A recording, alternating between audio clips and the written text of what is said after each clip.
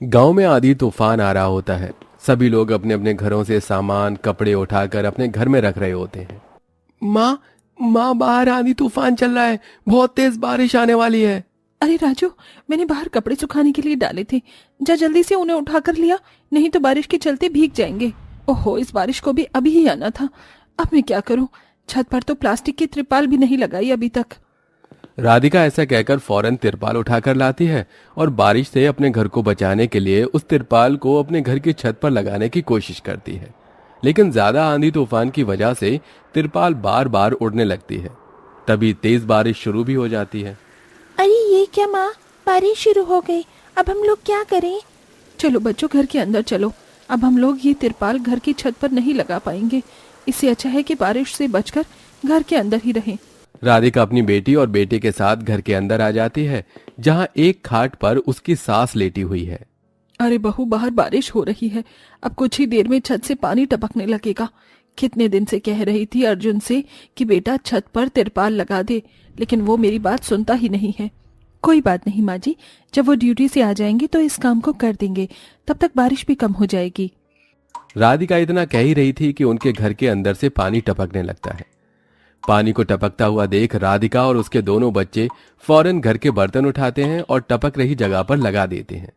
हे भगवान, घर के अंदर पानी टपकने लगा। अब थोड़ी ही देर में घर के अंदर पानी भी भर जाएगा। सही कहा माँ आपने। अगर हमारा घर पक्का होता तो ऐसा ना होता। आप हमारे घर को पक्का क्यों नहीं बनवा देती हो? अरे बेटी, घर पर पैसा लगाना तो बहुत दूर की बात है। अभी घर में 2 वक्त का खाना मिल जाए, वो ही बहुत बड़ी बात है। राधिका ऐसा कहकर आरती को पढ़ाई करने के लिए भेज देती है। आज अगर पैसे होते तो इतनी परेशानियों का सामना न करना पड़ता और मैं अपने इस टूटे फूटे घर को या तो मरम्मत करवा लेती या फिर इसकी छत ही डलवा देती। पैसा ना होने की वजह से राधिका अपने घर को पक्का नहीं करवा पाती। देखते ही देखते अब उनके घर में चारों तरफ पानी ही पानी भर जाता है और इधर अमीर घर के बच्चे और माता पिता सभी बारिश में नहा रहे होते हैं। अरे निर्मला, आज भी तुम बिल्कुल वैसी दिखाई देती हो जैसी शादी के समय दिखाई देती थी। पहली बार जब मैंने तुम्हें देखा था तब भी तुम भीगी हुई साड़ी में थी और बहुत जोरों से बारिश हो रही थी। हाँ, सही कहा तुमने। मुझे भी बहुत अच्छे से याद है वो दिन। इतनी तेज बारिश हो रही थी और तुमने मुझे मेरे घर पर छोड़ा था। बस तभी से मैं तुम्हारी फैन हो गई थी। क्या बात है माँ जी, बाबूजी, आपकी बारिश तो कुछ कमाल की हिक थी। हमारी बारिश इसके आगे कुछ भी नहीं है। माँ मुझे बॉल दो ना, मुझे बॉल से खेलना है। मैं भी तुम्हारे साथ खेलूंगा। अच्छा बच्चों, ज्यादा देर बारिश में मत खेलना, नहीं तो बुखार भी हो सकता है। जल्दी जल्दी बारिश में नहाकर घर में आ जाना। मैं तो नहा ली, अब मैं जा रही हूँ। तभी विवेक मालिनी को रोक लेता है और उससे कहता है, अरे मालिनी, अभी कहाँ जा रही हो? अभी तो बारिश में भीगने का मजा आ ही रहा था। चलो अभी थोड़ी देर में बारिश में भीगेंगे। विवेक ऐसा कहकर मालिनी के साथ और अपने दोनों बच्चों के साथ बारिश में भीगता रहता है।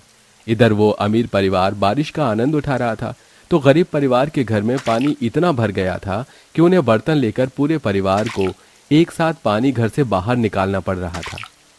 कोई बात नहीं, सब कुछ ठीक हो जाएगा। कब क्या ठीक होगा? जब जब बारिश आती है हमारी यही आफत हो जाती है। जब पैसे आएंगे तो हम इस मकान को पक्का कर देंगे। राधिका ऐसा कहकर सभी का हौसला बढ़ा रही होती है। पूरा परिवार बहुत ज्यादा परेशान था। जब जब बारिश होती है तो गरीब लोगों के साथ ऐसा ही होता है। किसी गरीब की पक्की छत नहीं होती तो किसी के घर में सीधा पानी भर जाता है। शाम के वक्त जब अमीर बच्चे राजू और आरती को घर से पानी निकालते हुए देखते हैं तो उनके ऊपर हंसने लगते हैं। अरे ये क्या, तुम्हारे घर में तो पानी भर गया है। पता है हमारे घर में चाहे जितनी भी बारिश हो जाए कभी भी पानी नहीं भरता। आप पानी कब तक निकालते रहोगे? चलो खेलने चलते हैं। हम नहीं खेलेंगे, हमें ये सारा पानी बाहर निकालना होगा, नहीं तो रात को सोने के लिए जगह नहीं बन पाएगी। हाँ, राजू ने बिल्कुल सही कहा, तुम दोनों जाकर खेल लो। इधर सोनू और श्रेया बारिश में पानी से खेल रहे होते हैं तो इधर आरती और राजू अपने घर से पानी निकालते हैं। लेकिन बारिश रुकती ही नहीं। वो बहुत ज्यादा थक जाते हैं जिसके चलते थोड़ी देर बैठ जाते हैं। अब तुम दोनों थोड़ी देर आराम से बैठ जाओ। मैं तुम्हारी मदद करता हूँ, हम दोनों निकाल देंगे सारा पानी। राधिका और अर्जुन दोनों पति पत्नी मिलकर अपने घर से पानी निकालते हैं। जैसे जैसे बारिश खत्म होती है वो पानी निकालकर अपने घर को सुखा लेते हैं। हमें सरकार से बात करनी चाहिए। अगर हमें लोन मिल जाए तो हम अपने मकान को पक्का कर लेते हैं। सरकार ऐसे लोन नहीं देती, लोन मिलना बहुत मुश्किल है, और फिर अगर हमने लोन ले भी लिया तो उसे चुकाएंगे कैसे? आपने बिल्कुल सही कहा। पूरा परिवार इसी बारे में सोचता हुआ रात बिता देता है।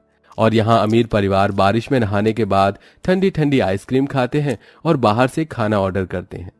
आज खाना बाहर से ही खाएंगे, मैं आज खाना नहीं बनाना चाहती, मैं थक गई हूँ।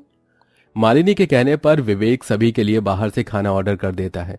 अमीर परिवार बाहर से खाना मंगवा कर खाते हैं और कुछ ऐसे ही छोड़ देते हैं जो उनसे खाया नहीं जाता। तो यहाँ गरीब परिवार के घर का चूल्हा गीला होने की वजह से खराब हो जाता है और उनके घर पर चूल्हा जल ही नहीं पाता। अब मैं क्या करूं? चूल्हा भी नहीं जल रहा। एक के बाद एक परेशानी आती ही रहती है। शकुंतला इधर से उधर कुछ ईंटें इकट्ठा करती है और उन्हें जोड़कर चूल्हा तैयार करती है। मिट्टी वाला चूल्हा तो खराब हो गया, लेकिन ये ईंट का चूल्हा खराब नहीं होगा। इस तरह राधिका उस पर खिचड़ी बनाकर सभी को खिलाती है। रात को फिर से धीरे धीरे बारिश होने लगती है। जैसे तैसे तो उन्होंने घर से पानी निकाला था, अब फिर से उनकी छत टपकने लगती है। उनकी रात बहुत मुश्किलों से बीतती है। अपनी ये सारी परेशानी देखकर राधिका अपनी पड़ोसन मालिनी के घर आती है।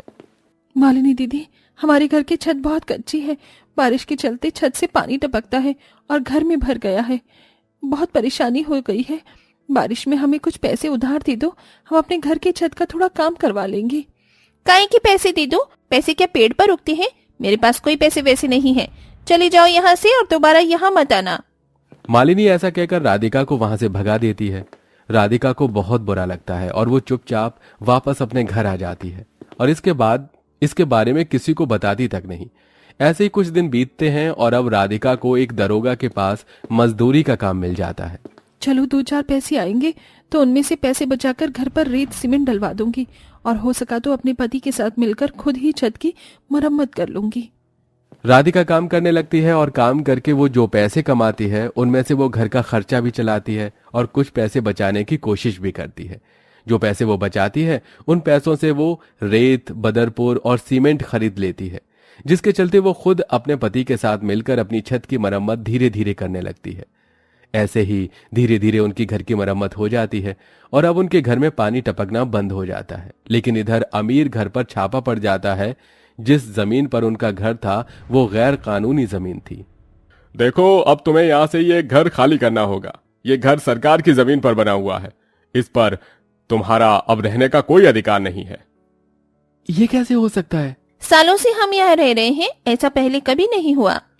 तुम बहुत सालों से यहाँ बिना टैक्स दिए रह रहे हो, तो सरकार तुमसे और पैसे वसूल लेगी। इससे अच्छा है कि तुम इस जगह को ही खाली करके चले जाओ। ऑफिसर ऐसा कहकर उन्हें खाली करने के लिए कहकर चले जाते हैं। अब अमीर परिवार को अपना आलीशान घर छोड़कर बेघर होना पड़ता है। उनके सिर पर छत तक नहीं थी। उनकी ये परेशानी देखकर राधिका उन्हें अपने घर में पनाह देती है। अरे मालिनी दीदी, इतने सालों से आप हमारी पड़ोसन हो, अब आपके ऊपर इतनी परेशानी आई है तो अब हमारे घर पर आप रह सकती हो, कोई परेशानी वाली बात नहीं है। ये सुनते ही मालिनी को वो दिन याद आ जाता है जब राधिका ने उसे अपने घर की छत की मरम्मत करवाने के लिए पैसे मांगे थे। मुझे माफ कर देना, तुमने मुझसे मदद मांगी थी और मैंने तुम्हारी मदद भी नहीं की थी, लेकिन आज तुमने मेरी मदद बिना कहे की, शायद इसलिए आज हमारा ये हाल हुआ है। कर्मों का फल हमेशा जल्द ही प्राप्त हो जाता है। शायद मुझे मेरे कर्म का फल पूरे परिवार के साथ मिला है। इस तरह मालिनी अपनी गलती को स्वीकार करती है। कुछ दिन वो राधिका के घर पर रुकती है और जब विवेक घर का इंतजाम करता है तो वहां से चली जाती है। अब गरीब परिवार की भी बारिश धीरे धीरे ठीक से जाती है। उन्हें पहले की तरह ज्यादा परेशानी उठानी नहीं पड़ती।